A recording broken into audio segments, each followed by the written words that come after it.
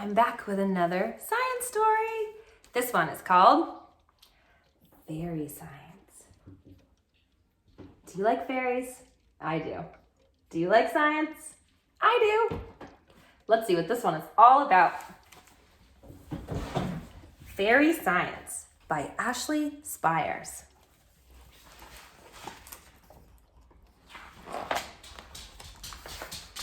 Esther does not believe in magic. Fun fact, Miss Holly has a dog named Esther. This is unusual because Esther is a fairy and fairies are all about magic. They use magic wands and they mix magic potions. Some fairies even make magic dust. Shaboom! Esther is pretty sure that's just dandruff.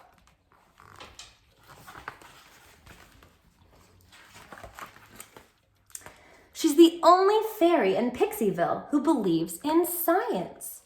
Esther prefers facts, data, and hard evidence to the wishing on stars.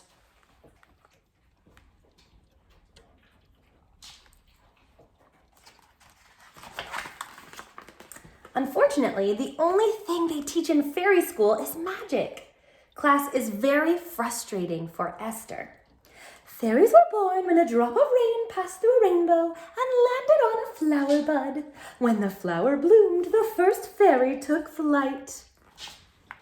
And for Mrs. Pelly Petal, as you can see from this chart, it's more likely that fairies, as a species, evolved in response to influences such as environment and diet.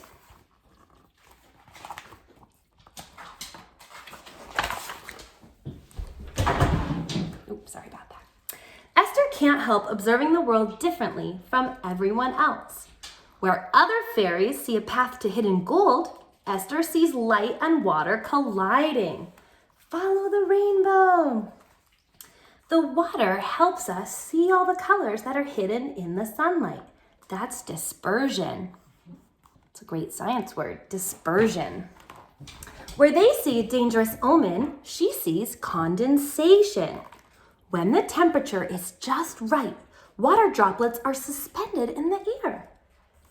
Where they see faces of spirits, she sees erosion. Rocks get worn away by water and wind. The faces are just your imagination. I don't think they're listening. Esther can't wait to teach the scientific method to her fairy mates. Ask a question. Do some research to find out more. Make a hypothesis. That's a fancy word for a guess. Do experiments. Study the results. Draw a conclusion. Eureka! Or you could just do magic. That's what her friends are saying. She looks a little frustrated. She shows them the periodic table. This is a list of all the elements that make up the whole universe. Ta-da! Said the little bird. No, not all of them. Where are dreams and wishes and sunshine? She even demonstrates gravity. Whee! But we can go up, so we must be magic. Gravity is when things fall down instead of up. They just don't get it. I think she's getting really frustrated. Looks like when she was feeling frustrated, she kicked this rock and it bounced off the tree. Bing! And then, whoosh, all the leaves came down from the tree. That is a good example of gravity. And there is definitely something wrong with this tree. It's wilting. Alakazoo! The fairies do their best to cast the spells. They make magic talismans. They even do a mystical moonlight dance.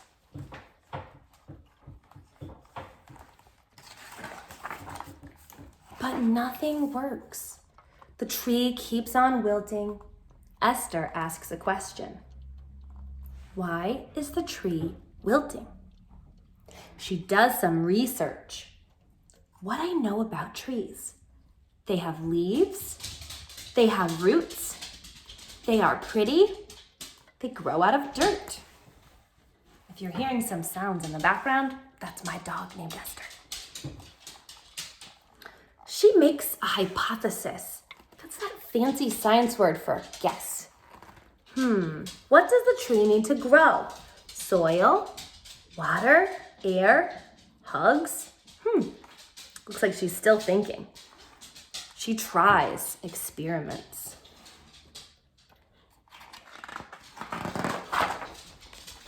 We're gonna turn the book this way now. Look at this. Can you see the whole page? Look at that. I'll start from the bottom and I'll slowly pull it down so you can see all of the picture. Wow. The words at the bottom say, Simbalahu, Simbalahi, I'm doing some magic to save this tree. Oh, there was one more label I should have pointed out. There's a label here that says, sun. Can you see the sun in the picture? Oops. Thank you.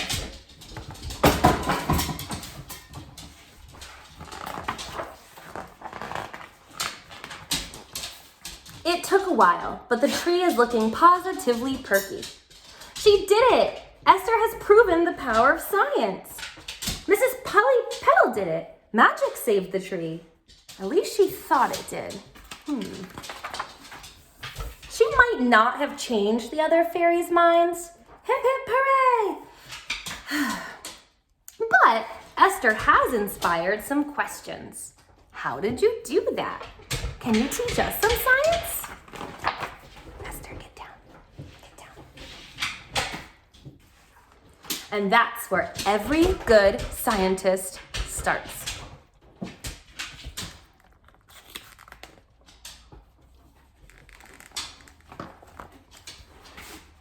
The end.